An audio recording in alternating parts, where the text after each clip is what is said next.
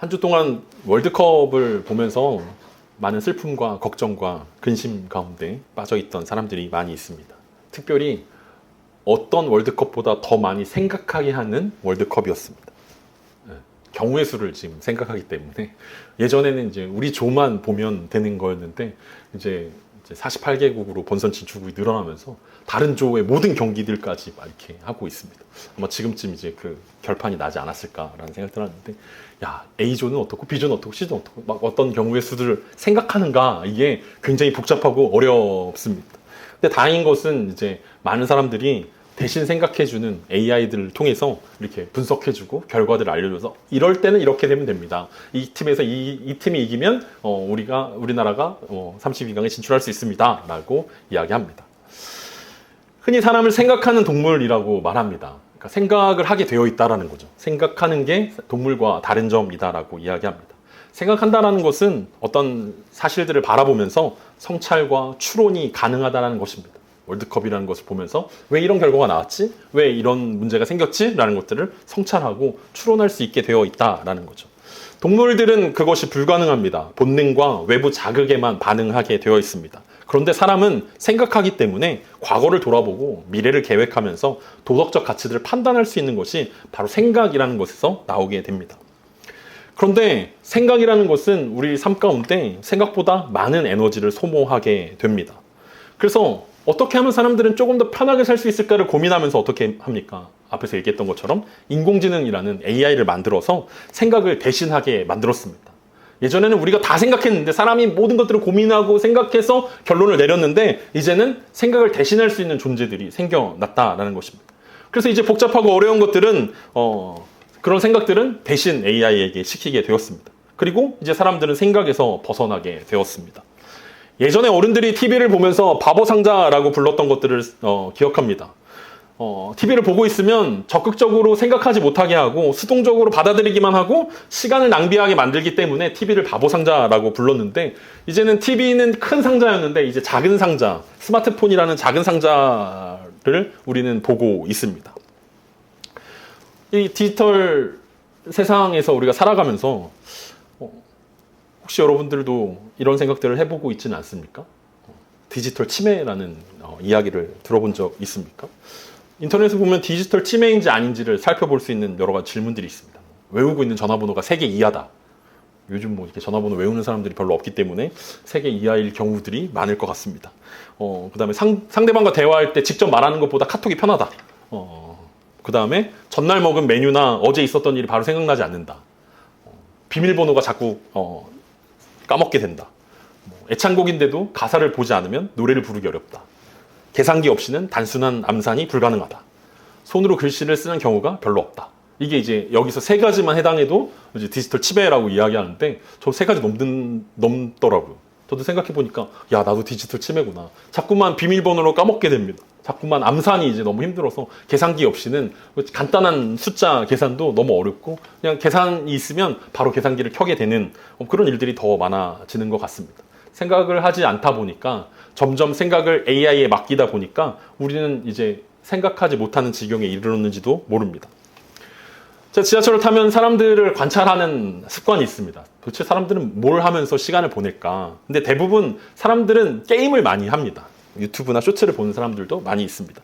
무슨 게임을 하는가 봤더니 굉장히 단순한 게임을 합니다. 뭐 카드를 맞춘다거나, 뭐 고스톱을 한다거나, 뭐 이렇게 되게 단순한 게임들을 합니다. 그러니까 우리가 살아가는 세상을 생각해보면 힘들고 어려운 생각은 AI한테 맡기고 오히려 AI가 만들어 놓은 게임을 우리가 열심히 하는, 누가 누구한테 뭘 시키고 있는 건지 되게 생각하게 만드는 현상들이 우리 삶 가운데 나타난다는 거죠.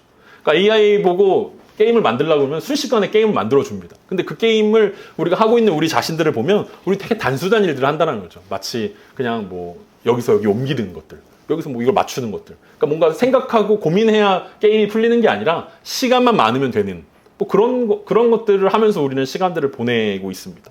유튜브와 쇼츠는 어떻습니까? 우리를 생각하게 만들기보다는 생각하지 못하도록 계속해서 방해하는 것들이 유튜브와 쇼츠 아니겠습니까? 우리는 고요한 시간들을 견디지 못합니다. 가만히 있는 시간을 낭비라고 생각합니다. 그래서 끊임없이 우리는 귓속에 뭔가를 듣게 하고 생각하게 하고 뭔가 계속 끊임없이 뭔가를 보게 하는 세상 가운데 살아가고 있습니다. 2000년 전에 바울은 이런 세상이 올 줄 알았을까요? 몰랐을까요? 빌립보 성도들에게 오늘 권면하고 있는 바울은 야, 나중에 2000년 뒤가 되면 스마트폰이 생길 거야. 그러니까 너네 조심해야 돼. 악의 구렁텅이야. 절대 건드리면 안 돼. 뭐 이런 생각들을 했겠습니까? 사실은 꿈도 꾸지 못하는 세상이 2000년 전의 일들이었을 것입니다. 그럼에도 불구하고 오늘 우리가 이 빌립보서 말씀을 보고 있는 것은 2000년 전의 진리가 오늘을 사는 우리에게도 비슷하게 그리고 딱 맞게 의미가 되기 때문에 그렇습니다. 오늘날 우리가 살아가고 있는 시대는 생각하지 못하게 하고 바른 생각을 못하게 하는 시대라면 2000년 전의 세상도 그리고 사탄의 유구한 전통도 전략도 계속해서 우리의 생각을 괴롭히고 우리의 생각을 방해하고 우리 생각을 못하게 가로막는 것이 사탄의 전략이기 때문에 여전히 성경은 우리 가운데 진리가 되어지고 이 말씀을 통해서 우리는 어떻게 살아야 할지를 고민하게 되어집니다. 지난주 바울은 아무것도 염려하지 말고 모든 일에 기도와 간구로 너희 구할 것을 감사함으로 하나님께 아뢰라고 권면하였습니다. 그래야하면 모든 지각에 뛰어난 하나님의 평강이 너희 마음과 생각을 지킬 것이다라고 약속했습니다. 문제는 무엇입니까? 한 주를 살아가면서 우리가 모든 일에 기도와 간구로 하나님께 아뢰는 시간들이 없었다라는 것입니다. 앞서 이야기했던 것처럼 우리는 굉장히 바쁜 시대를 살아가고 있습니다. 1분 1초도 허투루 쓰지 않고 우리는 뭔가를 보거나 듣거나 뭔가 시간을 쓰고 있습니다. 그래서 하나님께 나아갈 수 있는 시간이 부족하다라고 생각합니다.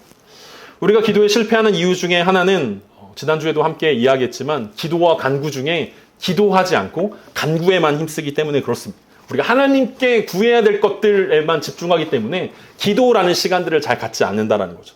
그리고 그 기도를 굉장히 거창하게 생각하기 때문에 우리는 기도에 매번 실패하게 됩니다. 시간과 장소가 거룩하게 구별되어져야만 할 수 있는 것이다라고 생각하기 때문에 그렇습니다. 하지만 하나님께서 바울을 통해서 우리 가운데 기도하라고 말씀하셨을 때 그 기도는 시간과 장소를 뛰어넘는 개념이었습니다. 기도는 이방신들에게 드리는 제사와 같은 개념이 아니기 때문에 어떤 특별한 장소가 구별되어지거나 어떤 제물이 필요한 것들이 아니었습니다. 신전에 가야만, 제물을 붙잡아야만, 제물을 잡아서 하나님께 드려야만 하나님께서 들어주는 그런 개념, 그런 시간과 장소의 개념이 아니라는 것입니다. 여러분들이 카페에 가만히 앉아있는 그 시간에도 충분히 할 수 있는 것이고 직장에서, 책상에서도 충분히 할 수 있는 것이 기도라는 사실들을 생각해 봐야 할 것입니다. 그렇다면 우리가 조금 더 기도를 쉽게 우리가 접근할 수 있을 것입니다. 그럼에도 불구하고 자꾸만 사탄은 우리 가운데 기도하지 못하도록 방해합니다. 여러 가지 생각과 근심과 염려들을 우리 마음 가운데 들어오게 하고 그것들을 방해해서 우리가 기도보다는 근심과 염려를 더 많이 하게 하는 그 전략들이 2000년 동안 그리고 수천 년 동안 계속해서 반복해져서 사람들을 공격하고 있고 그것은 꽤 유효한 사탄의 전략이기도 합니다. 바울은 지난주 우리 가운데 염려하지 말라라는 명령을 하면서 염려와 걱정을 생각하지 말라라고 이야기했습니다. 그럼 염려와 걱정이 멈춘 그 비어있는 우리의 마음과 생각은 무엇으로 채워야 하겠습니까? 우리의 삶은 결국 생각이 이끄는 방향으로 흘러가게 되어 있습니다. 같은 상황을 만나더라도 어떤 생각을 하느냐에 따라 삶의 태도와 결론이 달라집니다. 생각을 바꿔야만 행동이 바뀌는 것이고 행동이 바뀌어야만 우리 삶의 방향이 달라지는 것을 우리는 잘 알고 있습니다. 그래서 바울은 염려하지 말라라고 이야기합니다. 염려를 붙들면 염려가 점점 더 커지고 불안이 점점 더 커지고 상처를 붙들고 있으면 분노가 생기게 되는 것이고 비교를 붙들고 있으면 불만이 마음속에 깊어지게 되어 있기 때문에 하나님의 진리를 붙잡아야 된다라고 바울이 강조한 것입니다. 그래서 바울은 오늘 빌립보서 본론의 결론을 이야기하면서 마지막 권면으로 중요한 두 가지를 우리 가운데 말하고 있습니다. 우리가 두 절이기 때문에 쉽게 살펴볼 수 있는 두 가지 명령이 있는데 하나는 무엇을 생각하냐 그리고 두 번째는 무엇을 행할 것이냐 이 두 가지가 우리 삶 가운데 굉장히 중요한 질문이라고 이야기하고 있습니다. 신앙생활이라는 것은 이 두 가지의 총합을 이야기합니다. 바른 생각 없는 실천은 방향 없는 열심이고 실천 없는 바른 생각은 죽은 지식이기 때문에 그렇습니다. 오늘 본문은 이 둘을 함께 묶어서 우리 가운데 생각해 보라고 이야기합니다. 그리고 우리는 이것을 하나님과 동행하는 삶이라고 부릅니다. 그러니까 신앙생활이라고 부르는 것은 그냥 단순히 어떤 종교적인 활동을 하는 것이 아니라 그것을 통해서 우리가 뭘 하고 싶냐면 하나님과 어떻게 하면 우리가 동행하면서 살 수 있습니까? 우리가 어떻게 하나님의 임재 가운데 살아갈 수 있습니까? 우리가 어떻게 하면 주님과 동행하며 살아갈 수 있습니까?를 질문하는 것들이고, 그 질문은 우리가 어떤 생각을 하고 어떤 행동을 하느냐로 결정되어진다라고 오늘 본문이 말하고 있습니다. 먼저 오늘 본문 8절입니다. 끝으로 형제들아, 무엇에든지 참되며 무엇에든지 경건하며 무엇에든지 옳으며 무엇에든지 정결하며 무엇에든지 사랑받을 만하며 무엇에든지 칭찬받을 만하며 무슨 덕이 있든지 무슨 기림이 있든지 이것들을 생각하라. 바울의 명령은 맨 끝에 이것들을 생각하라에 있습니다. 그리고 이것들은 앞에서 설명한 것들입니다. 바울은 끝으로 형제들아 라고 이야기하면서 이 편지를 마무리하겠다라고 이야기합니다. 마무리하겠다라는 이야기일 뿐만 아니라 이제 중요한 결론을 말하겠다라는 의미이기도 합니다. 어떤 학자들은 바울이 끝내고 싶지 않다라는 마음을 끝으로라는 단어로 표현하고 있다라고 이야기합니다. 우리가 교장 선생님의 훈화 말씀이 마지막으로, 끝으로, 종말로 이렇게 반복되어지는 것처럼 바울도 끝으로라는 말을 이미 사용했음에도 불구하고 또 다시 한번 이야기하면서 끝으로라고 이야기하면서 끝내고 싶지 않지만 진짜 중요한 얘기를 하고 싶다라는 이야기들을 반복하고 있기도 합니다. 앞서 바울은 염려하지 말라라고 이야기했고 기도와 간구로 주님 옆에 나오면 하나님의 평강이 지키신다라고 이야기했습니다. 그렇다면 여기서 우리는 무엇을 생각해야 하는가라는 질문이 등장하게 되어집니다. 마태복음 12장 43절에서 45절에 보면 예수님께서 비유로 이렇게 말씀하신 적이 있습니다. 더러운 귀신이 사람에게서 나갔을 때 물 없는 곳으로 다니며 쉬기를 구하되 쉴 곳을 얻지 못하고 이에 이르되 내가 나온 내 집으로 돌아가리라 하고 와보니 그 집이 비고 청소되어 수리되었거늘 이에 가서 저보다 더 악한 귀신 7을 데리고 들어가서 거하니 그 사람의 나중 형편이 전보다 더욱 심하게 되느니라. 이 악한 세대가 또한 이렇게 되리라. 예수님께서 이 말씀을 하셨던 이유는 무엇입니까? 우리 지난주에 염려하지 말라라는 예수님의 명령을 살펴보면서 염려하다라는 것은 마음이 갈기갈기 찢겨져 있다, 나뉘어져 있다라는 것으로 우리가 염려라는 단어가 들어왔다라는 생각들을 해본 적이 있습니다. 그러니까 재물과 하나님을 겸하여 섬길 때 우리는 염려하게 되어 있다라는 이야기들을 했습니다. 그런데 염려하지 않기로 결단했습니다. 마음이 비워져 있다라는 것입니다. 생각을 하지 않게 되었다는 염려와 걱정과 근심들을 생각하지 않게 되어 있다라는 거죠. 근데 예수님의 비유를 보면 뭐라고 말씀하십니까? 귀신이 사람에게 나갔는데 돌아다니다가 그 나온 집에 들어가니까 그 사람의 마음에 가봤더니 깨끗이 청소되고 수리되었기 때문에 그 마음 가운데 다시 들어가게 되어서 더 악하게 되었다. 더 나중 형편이 더 심하게 되었다라고 이야기하면서 결국은 그 마음 가운데 비우는 마음, 아무것도 갖지 않은 청소되어진 마음을 갖는 것도 중요하지만 거기에 무언가를 채워야 되는 것이 중요하다. 그래서 예수님께서 이 비유를 왜 하셨냐면 바리새인과 서기관들을 통해서 유대인들의 전통과 율법과 뭐 이런 것들, 하나님의 복음에 상관없는 것들이 청소되었다라는 거예요. 근데 그 마음 가운데 예수 그리스도를 주인으로 모시는 그 마음이 사라졌기 때문에 결국은 더 안 좋은 것들이 그 마음 가운데 들어오게 돼서 율법주의라는 것이 들어오게 되고 결국은 그들이 전통만 찾게 되어지는, 예수 그리스도가 주인이 아니라 세상의 것들을 다시 주인으로 삼게 되어지는 일들이 일어났다라는 것들을 비유로 말씀하신 것입니다. 오늘 바울이 이야기하는 것도 마찬가지입니다. 염려와 걱정과 근심을 하지 않게 되었는데 그럼 하지 않게 된 그 마음 가운데 우리 무엇으로 채워야 됩니까? 라는 것들을 오늘 말씀하고 있는 것입니다. 그래서 여기서 이것들을 생각하라 라고 이야기합니다. 생각하라는 것은 잠깐 떠올리라는 말이 아닙니다. 계속 계산하고 숙고하라는 뜻입니다. 의도적으로 계속 그 마음을 그 방향에 두라는 것이고 의도적으로 계속해서 그 생각을 품으라고 명령하고 있는 것입니다. 생각은 가만히 있으면 자동으로 거룩해지지 않습니다. 훈련해야만 하는 것입니다.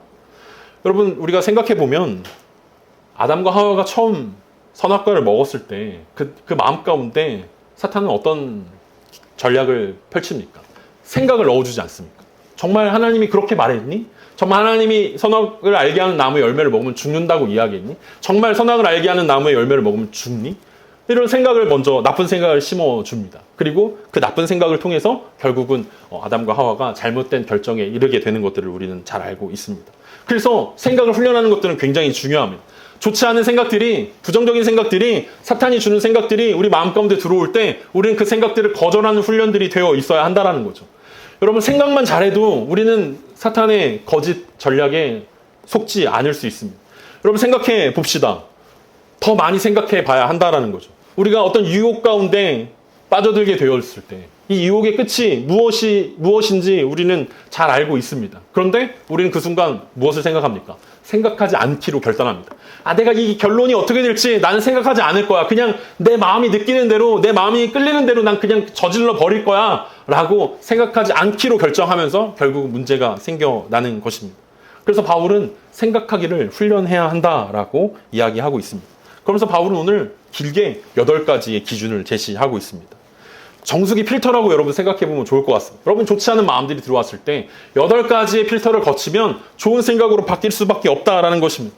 여러분의 마음 가운데 어떤 생각들이 들어왔을 때 이것이 주님으로부터 온 것인지 세상으로부터 온 것인지 주님으로부터 온 것인지 사탄으로부터 온 것인지 8가지 필터를 거치면 반드시 아름답게 변화되어질 것이다라고 오늘 이야기합니다. 첫 번째로 바울은 무엇이든지 참되며 라고 이야기합니다. 진실된 이야기여야 한다라는 거죠. 우리의 생각이 진실된 생각이어야 한다라는 것입니다. 이게 단순히 사실이냐 사실이 아니냐 이게 아니라 하나님 앞에서 왜곡되지 않은 진리를 이야기하고 있습니다.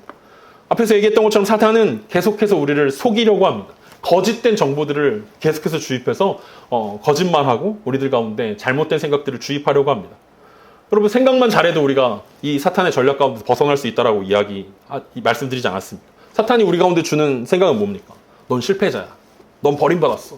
넌 미래가 불안할 거야. 넌 망했어. 넌 아무것도 아니야. 넌 무가치해.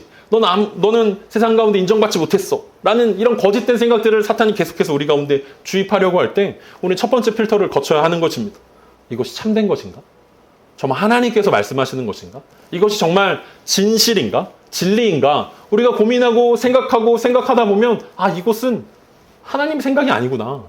내 스스로의 생각이거나 사탄이 우리 마음 가운데 준 생각이다라는 사실들을 이야기한다라는 거죠. 두 번째 필터는 무엇에든지 경건하며입니다. 경건하다라는 것은 존귀하다라는 뜻입니다. 무게가 있다라는 것입니다. 가볍지 않은 삶을 이야기합니다. 진지한 삶을 이야기하기도 합니다. 오늘 시대는 모든 것을 가볍게 만듭니다. 죄도 가볍게 만들고 말도 가볍게 만들고 관계도 가볍게 만듭니다. 하지만 하나님 앞에서 진실된 생각은 무거운 진지한 존재들이라는 사실입니다. 생각도 가벼운 생각, 이거 해볼까? 그냥 하면 되지. 이런 생각들이 아니라 진지하게 사람들을 성찰하고 고민하게 만드는 것이 하나님의 생각이라고 이야기할 수 있습니다. 세 번째는 무엇인지 옳은 생각이어야 합니다. 이것이 과연 옳은 일인가? 라고 우리는 질문을 던져야 합니다. 이 생각이 옳은 생각인가? 하나님의 기준에 맞는 생각인가? 내 기준이 아니라 세상의 기준이 아니라 하나님의 기준에 부합되는가? 라고 질문을 던져야 합니다. 이 생각이 정말 하나님 앞에서 옳은가? 라고 질문을 던져봐야 한다는 거죠. 네 번째는 정결한 생각인가? 라고 생각해 봐야 할 것입니다. 도덕적으로, 영적으로 이게 순결한 생각인가? 죄는 앞에서 얘기했던 것처럼 생각에서 시작됩니다. 예수님이 계속해서 반복적으로 강조했던 것이 무엇입니까? 마음으로 음욕을 품는 자마다, 마음으로 형제에게 화를 낸 자마다, 마음으로 죄를 지은 자마다 실제로 지은 죄라고 말씀하셨던 것들을 우리는 기억합니다. 그래서 생각이 정결해야 결국 삶이 거룩해지고 정결해진다라고 말씀하고 있습니다. 다섯 번째 필터는 사랑할 만하며 라는 필터입니다. 사람을 끌어당기는 아름다움이 있는가라는 것입니다. 내 생각이 다른 사람들을 미워해서 내린 결론인가 아니면 다른 사람들을 사랑하기 위해서 내린 결론인가 라고 질문을 던져봐야 한다는 거죠. 내가 미워하기 때문에 공동체를 깨트리기 위해서 혹은 시기하기 때문에 내린 생각이라면 그 생각은 우리가 단호하게 거절해야 하는 생각들입니다. 반대로 내가 이 사람을 사랑하기 때문에 이 공동체를 세우기 위해서 어떤 누군가를 품어주기 위해서 세워주기 위해서 하는 생각인가 라는 질문들을 던져야 합니다. 여섯 번째 필터는 칭찬할 만하며 라는 필터입니다. 좋은 평판을 낳는 것입니다. 그런데 이 단어는 특이하게도 이중적인 의미를 가지고 있습니다. 칭찬받을 만한 생각이어야 되는데 반대로 칭찬하는 생각이어야 한다는 거죠.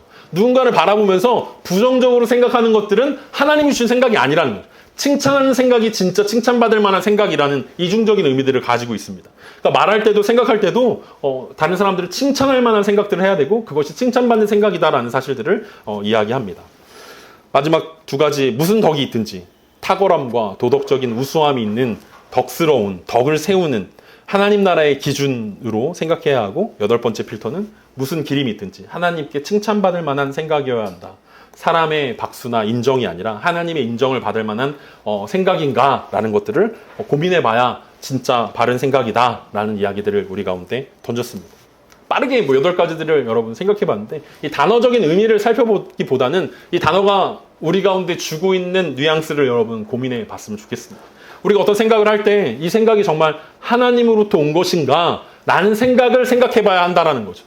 그리고 하나님으로부터 오지 않은 생각이 분명하다면 그 생각들은 거절해야 한다라고 이야기하고 있습니다. 바울은 복음을 우리 가운데 이야기하면서 복음은 단순히 우리 삶 가운데 한두 가지를 변화시키는 이야기나 한두 가지 생각을 더해주는 개념이라고 이야기하지 않습니다.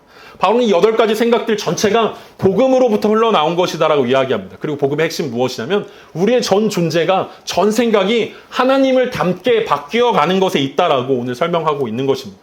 내가 복음 때문에 예수님 때문에 내 생각이 처음부터 끝까지 완전히 바뀌게 되었습니다. 주님의 거룩함과 주님의 의로움과 주님의 정결함과 주님의 탁월함을 닮아가고 있습니다. 라는 생각이 진짜 주님으로부터 온 생각이라고 이야기하고 있습니다. 바울은 고린도후서 10장 4절과 5절에서 이렇게 권면합니다. 우리의 싸우는 무기는 육신에 속한 것이 아니요 오직 어떤 견고한 진도 무너뜨리는 하나님의 능력이라.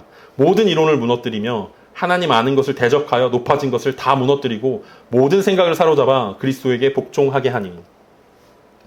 바울이 강조한 게 이것입니다. 모든 생각을 사로잡아 그리스도에게 복종하고 있는가. 바울이 계속해서 성경에서 강조했던 것이 코람데오라는 하나님 앞에서의 생각 아닙니까? 우리가 하나님 앞에서 이 일들을 하고 있는가. 내 생각이, 내 동기가, 내 감정이 하나님 앞에서 의로운가. 하나님 앞에서 정직한가. 하나님 보시기에 우리의 생각과 우리의 감정이 떳떳한가 질문을 던져봐야 우리가 이것들을 생각하라는 이 바울의 명령을 지킬 수 있다라고 이야기하고 있습니다.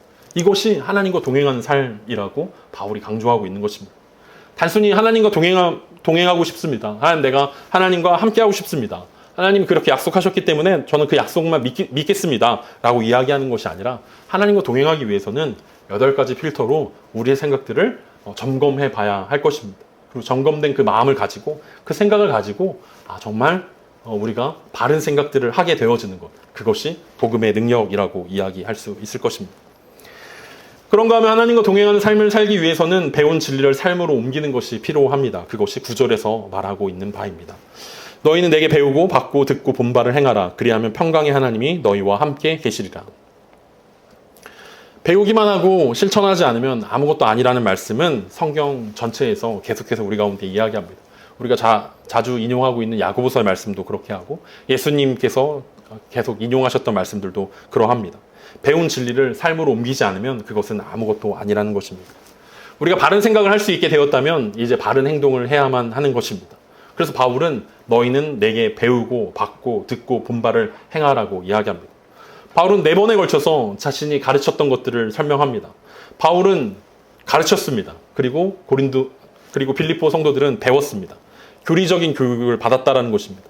앞에서 이야기했던 것처럼 바른 생각만 하더라도 우리의 대부분의 생각들은 바르게 유지할 수 있습니다. 생각하지 않기 때문에 그리고 바른 생각들을 하지 않기 때문에 우리는 자꾸만 사탄의 속임수에 당하게 되어집니다. 생각하고 또 생각한다면 우리는 진리를 생각할 수밖에 없고 진리를 생각하고 생각한다면 우리는 바른 결론에 이를 수밖에 없습니다. 앞서 인용드렸던 선악을 알게 하는 나무의 열매를 먹었던 아담과 하와의 예를 우리가 다시 한번 생각해 봅시다. 그들은 분명히 배웠습니다. 하나님은 의로운 분이십니다. 하나님 약속을 지키시는 분입니다. 하나님은 분명히 먹지 말라라고 명령하셨습니다. 그들은 배웠습니다. 하지만 배운 대로 살지 않았습니다. 그들은 배웠지만 그대로 믿지 않았습니다. 오히려 그 마음 가운데 사탄의 말이 더 믿음직하다라고 생각했고 결국은 하나님의 말씀을 배운 대로 산 것이 아니라 사탄의 말을 배운 대로 순종하게 되었습니다. 그래서 바울은 배운 대로 살아야 된다라고 이야기합니다. 교리적으로 교육받은 대로 진리를 우리가 배운 대로 우리가 살아야 한다라고 이야기합니다. 두 번째는 받았다라고 이야기합니다. 바울의 가르침을 통해서 그들이 사도적인 복음의 권위를 받아들였다라고 이야기하고 있습니다. 그러니까 단순히 세상의 가르침이 아니라 사도의 복음의 가르침은 은혜로만 구원을 받을 수 있고 오직 그 은혜가 모든 전통을 이기고 모든 방법들을 이길 수 있다라는 그 복음을 받아들였다라고 이야기하고 있습니다. 세 번째는 그들은 들었습니다. 바울의 설교와 권면을 그들은 듣게 되었습니다. 바울이 빌립보 교회에서 계속해서 설교했던 대로 그들은 설교의 내용들을 들었고 하나님이 어떤 분인지에 대해서 잘 듣게 되었습니다. 그리고 마지막으로 그들은 보았습니다. 바울이 가르치기만 한 것이 아니라 삶으로 모델을 보여주었습니다. 삶의 본을 보게 되었다라는 것입니다. 그래서 바울은 내 설교를 들은 대로 그리고 내 삶을 본 대로 행하라고 말하고 있습니다. 복음은 설명으로 끝나는 것이 아니라 삶으로 보여지는 것이기 때문에 그렇습니다. 바울의 이 예를 우리가 함께 살펴보면서 결국 우리도 똑같이 빌립보 성도들과 동일한 배우고 받고 들었고 보았던 사람들이라고 생각할 수 있습니다. 바울이 이렇게 이야기했던 것은 그때 당시에 성경이 없었기 때문에 이런 말들을 했다라고 말씀을 드린 적이 있습니다. 그리고 우리에게는 성경이 들려져 있습니다. 우리는 성경을 통해서 배웠습니다. 성경을 통해서 받았습니다. 성경을 통해서 들었고 성경을 통해서 보았습니다. 무엇이 복음적인 삶인지, 어떻게 사는 것이 복음을 위해 사는 삶인지 우리는 듣고 보았습니다. 물론 제가 여러분들 가운데 실제적으로 입체적으로 보여주면 좋겠지만 그것이 불가능하기 때문에 하나님은 성경을 통해서 우리 가운데 진짜 모델을 보여주신 것입니다. 그래서 그 본대로 우리가 살아야만 한다라고 말씀하고 있습니다. 이것이 하나님과 동행하는 삶의 두 번째 특징입니다. 바른 것을 생각하는 삶, 그리고 바른 것을 행하는 그 삶이야말로 하나님께서 우리 가운데 보여주신 하나님과 동행하는 삶이라고 이야기합니다.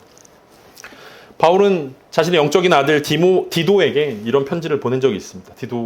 디도서를 마무리하면서 디도서 2장 12절과 13절에서 우리를 양육하시되 경건하지 않은 것과 이 세상 정욕을 다 버리고 신중함과 의로움과 경건함으로 이 세상에 살고 복스러운 소망과 우리의 크신 하나님 구주 예수 그리스도의 영광이 나타나심을 기다리게 하셨으니. 그러니까 바울이 디도에게 보여줬던 그리고 들려주었던 그리고 바울이 디도를 가르쳤던 내용이 무엇이었습니까? 그것은 단순히 복음이라는 것이 이 땅을 어떻게 살아야 한다라는 것들을 알려준다라는 거죠. 바울이 이 땅에서 어떤 삶을 살았는지를 보여주었습니다. 바울이 살았던 삶은 어떤 삶이었습니까?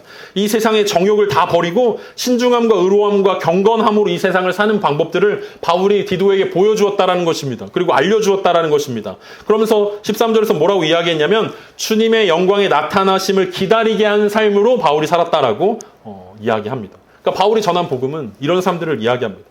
어떻게 세상 가운데 구별된 삶들을 살지, 그리고 어떻게 주님 오심을 기다리는 삶들을 살아낼지라는 사실들을 바울이 디도를 통해서 보여주었고 빌립보 성도들에게도 동일하게 이야기합니다. 바울이 어떤 삶들을 살았습니까?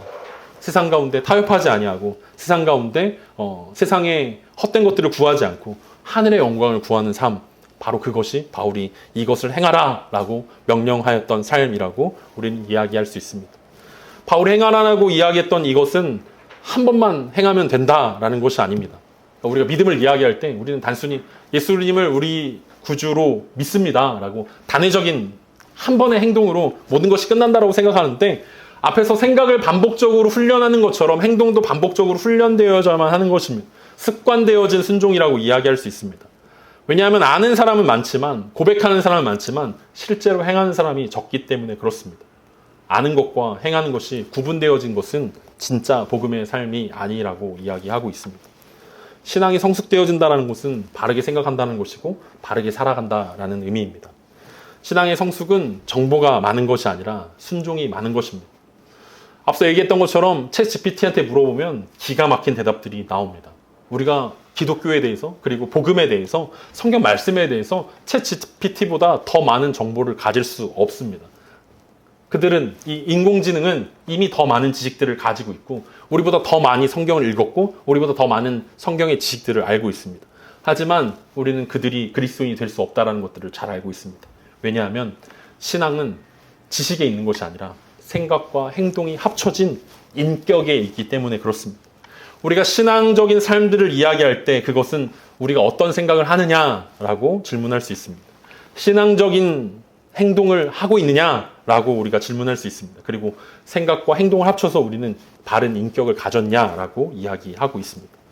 복음적인 생각을 해야만 복음적인 행동을 할 수 있고 복음적인 생각과 복음적인 행동이 있어야만 복음적인 인격이 나아지게 된다라고 바울이 설명하고 있습니다. 그리고 그렇게 살아가는 사람들에게 하나님이 약속하셨습니다. 그 약속이 무엇입니까? 하나님의 평강이 아니라 평강의 하나님이 우리와 함께 계시겠다라는 바울의 이 약속입니다. 바울은 두 가지 권면을 했습니다. 바른 생각을 하십시오. 그리고 바른 행동을 하십시오. 그리하면 하나님의 평강의 하나님이 여러분들과 함께 계실 것입니다. 라고 우리 가운데 말씀하고 있습니다. 앞서 4장 7절에서 바울은 하나님의 평강이 너희 마음과 생각을 지키겠다라고 말씀하셨는데 9절에서는 평강의 하나님이 너희와 함께 계시겠다라고 약속하셨습니다. 많은 사람들은 평강의 하나님이 우리와 함께 한다라는 것을 거북하게 생각합니다. 하나님이 늘 여러분과 함께 한다고 생각해 보십시오. 여러분들이 거짓말할 때도 하나님 함께 하십니다. 여러분들이 죄를 짓고 있을 때도 하나님이 함께 하십니다. 그래서 우리가 원하는 것은 평강의 하나님이 아니라 하나님의 평강일 때가 많이 있습니다. 하나님 평강만 주십시오. 내가 뭘 해도 내가 스위치를 끌면 하나님이 안 계신 것처럼 생각할 수 있게, 하나님이 없다라고 생각하고 내 마음대로 살 수 있게 하나님 평강을 주셔서 내가 원할 때 받고 내가 원하지 않을 때 거부할 수 있게 라고 생각을 합니다. 그런데 오늘 바울은 그렇게 말하지 않습니다. 평강의 하나님이 우리와 함께 하시겠다라고 이야기합니다. 내가 원할 때건 원하지 않을 때건 평강의 하나님이 우리와 늘 함께 하시기 때문에 우리의 생각이 바른 생각을 할 수밖에 없고 우리의 행동이 바른 행동을 할 수밖에 없습니다. 진리를 생각하고 진리를 살면 평강만 오는 것이 아니라 평강의 하나님이 오시겠다라고 말씀하십니다. 이게 오늘 바울이 이야기하는 복음의 핵심이고 빌립보서의 결론입니다. 복음은 단순히 문제가 해결되어지는 것이 아니라 하나님의 임재가 함께하는 삶입니다. 하나님과 동행하게 되는 삶입니다. 바울이 보여주고 싶었던 것, 바울이 알려주고 싶었던 것은 바로 이것입니다. 우리는 어떤 생각들을 하고 살아가고 있습니까? 그 생각이 들어올 때 우리는 그 생각에 필터를 장착해야 한다라고 말씀드렸습니다. 이 생각은 참된 생각인가? 거룩한 생각인가? 의로운 생각인가? 하나님이 정말 기뻐하실 만한 생각인가? 우리는 질문을 던져봐야 할 것입니다. 바른 생각만이 바른 행동을 가져오게 될 수 있기 때문에 그렇습니다. 또 다른 것 중에 하나는, 사탄의 전략 중에 하나는 생각을 하지 못하도록 방해한다라고 말씀드렸습니다. 계속해서 우리의 삶들을 바쁘고 분주하게 만들어서 생각하지 못하도록, 참된 것들을 생각하지 못하도록, 바른 것들을 생각하지 못하도록 우리의 마음을 자꾸만 두드리고 공격하고 있습니다. 그럼 우리 가운데 걱정과 염려와 근심이 있을 때 우리가 바른 것을 생각한다면 그 걱정과 염려가 우리 마음 가운데 정착할 수 있겠습니까? 우리는 일어나지 않은 일들 때문에 혹은 잘못될 것 같은 생각들 때문에 우리는 걱정하고 염려합니다. 내 인생이 망하면 어떡하지? 내 생각대로 잘 되어지지 않으면 어떡하지? 내 생각과 달리 우리는 성공하지 못하면 어떡하지? 이런 수많은 걱정과 근심과 염려들이 우리 마음 가운데 막 두드립니다. 계속해서 끊임없이 파도처럼 밀려옵니다. 그런데 우리가 바른 생각을 한다라고 생각해 봅시다. 하나님을 생각한다라고 우리가 가정해 봅시다. 하나님을 생각하면 하나님께는 실패가 없습니다. 우리가 하나님을 생각한다면 하나님은 실수가 없으신 분입니다. 우리가 하나님을 생각한다면 우리가 앞에서 찬양하면서 고백했던 것처럼 만사가 형통하게 되어집니다. 비록 그것이 내 뜻대로 되어지지 않는다 하더라도 하나님 편에서 봤을 때 하나님은 합력하여서 가장 선한 것을 우리 가운데 주시는 분이십니다 라는 생각만 우리 마음 가운데 사로잡혀 있다면 우리는 어떠한 걱정과 염려와 근심이 우리의 마음을 두드린다 하더라도 그 마음 가운데 휩쓸리지 않을 수 있다는 것입니다. 그래서 사탄이 두려워하는 것은 무엇입니까? 우리를 생각하지 못하게 가로막는 것입니다. 바른 생각을 하면 반드시 그가 지기 때문에 그렇습니다. 여러분 생각해 봅시다. 사탄이 강력합니까? 하나님이 강력합니까? 우리가 바른 생각 가운데 사로잡혀 있으면 우리는 당연하게 하나님이 천지의 창조주시고 하나님이 모든 사탄의 모든 능력을 합친 것과 비교할 수 없을 정도로 강력한 분이라는 사실들을 우리는 너무나 잘 알고 있습니다. 그런데 생각하지 않을 때 우리는 그 생각에 당합니다. 사탄이 너무 강력하게 보입니다. 세상이 너무나 세게 보입니다. 내 마음 가운데 있는 상처가 더 강력해 보이고 내 마음 가운데 있는 미움이 더 강력해 보이고 내 마음 가운데 있는 후회가 더 강력하게 느껴집니다. 그런데 진짜를 생각하게 된다면, 하나님을 생각하게 된다면 우리는 그 생각으로 모든 것들을 물리칠 수 있게 되어진다라고 이야기하고 있습니다. 그래서 바울이 강조한 것이 무엇입니까? 기도해야 됩니다. 평강이 임하게 되어집니다. 진리를 생각해야 됩니다. 진리를 행해야 됩니다. 그러면 평강의 하나님 우리와 함께 하실 것입니다. 이것이 성도의 삶이고 이것이 하나님과 동행하는 삶이라고 말씀하고 있습니다. 우리가 예배를 시작하면서 함께 하나님의 초청으로 받아들였던 창세기 5장 24절에서 에녹이 하나님과 동행하더니 하나님이 그를 데려가심으로 세상에 있지 아니하였더라 라는 말씀을 함께 읽었습니다. 하나님과 동행한다라는 것은 에녹이 하나님이 보시기에 아름다운 생각을 했고 하나님 보시기에 바른 행동들을 했다라는 것을 의미합니다. 그의 삶의 전부를 보면 그의 삶 가운데 했던 것은 아들을 낳고 그리고 하나님과 동행하다가 하나님이 세상 가운데 있지 않게 되어서 하늘로 올라갔다라는 이 말이 전부입니다. 우리 인생 가운데 우리가 복잡하게 생각하고 이 마지막 때를 살아가면서 해야 할 것들이 참 많다라고 생각하지만 사실은 어쩌면 복음은 우리의 삶들을 굉장히 단순하게 만들어주고 있습니다. 복잡하게 세상 가운데서 성공하고 하나님 마음을 펴서 성공하기 위해서 우리는 여러 가지 생각들을 많이 하게 되고 어떻게 하면 세상과 하나님을 겸하여 섬길 수 있을까? 그런 마음들이 우리 마음 가운데 들어오기 때문에 우리는 여러 가지 경우의 수들을 생각하게 되고 이럴 땐 이렇게 해야 되지? 저럴 땐 저렇게 해야 되지? 이러면 이렇게 하면 좋겠다라고 생각하면서 하나님과 어떻게 하면 세상과 겸하여 섬길 수 있을까를 고민합니다. 그런데 에녹이 우리 가운데 보여줬던 생각은 굉장히 단순합니다. 하나님이 주시는 생각을 하고 하나님이 주시는 행동을 하는 것, 그것이 하나님 보시기에 하나님과 동행하는 삶이었고 평강의 하나님과 함께하는 삶이었다라는 사실들을 우리가 함께 인정하고 그의 삶들을 우리가 따라갈 수 있었으면 좋겠습니다. 바울이 초청하는 것은 바로 그것입니다. 에녹처럼 우리도 주님과 동행합시다. 하나님이 주시지 않는 생각들은 거절하고 주님이 주시는 생각들만 우리 마음 가운데 품고 또 생각할 수 있었으면 좋겠습니다. 의심과 염려들과 걱정들은 다 내려놓고 하나님이 어떤 분인지를 생각하고 고민한다면 우리의 삶 가운데 걱정과 근심은 반의 반으로 줄어들 수밖에 없을 것입니다. 그리고 우리가 믿고 우리가 배운 것들을 바르게 행동합시다. 하나님, 내가 믿는 대로, 내가 아는 대로 살아가기를 원합니다. 내가 입으로 고백하는 대로 실제로 살아갈 수 있었으면 좋겠습니다. 우리가 찬양한 대로, 우리가 기도한 대로, 우리가 고백한 대로 주님을 닮아가는 그 복음을 살아내는 저 여러분 되기를 간절히 소망합니다. 복음대로 생각하고 복음대로 살아갈 때 우린 주님과 동행할 수 있게 되어집니다. 하나님의 평강이 아니라 평강의 하나님이 우리와 함께 하실 것이기 때문에 그렇습니다. 이번 한 주를 살아가면서 여러분의 생각을 지키십시오. 그리고 여러분의 행동을 바꾸십시오. 무엇보다 평강의 하나님이 여러분과 함께 한다는 그 사실들을 생각하고 또 생각하며 세상 가운데 승리하는 저 여러분 되기를 간절히 소망합니다.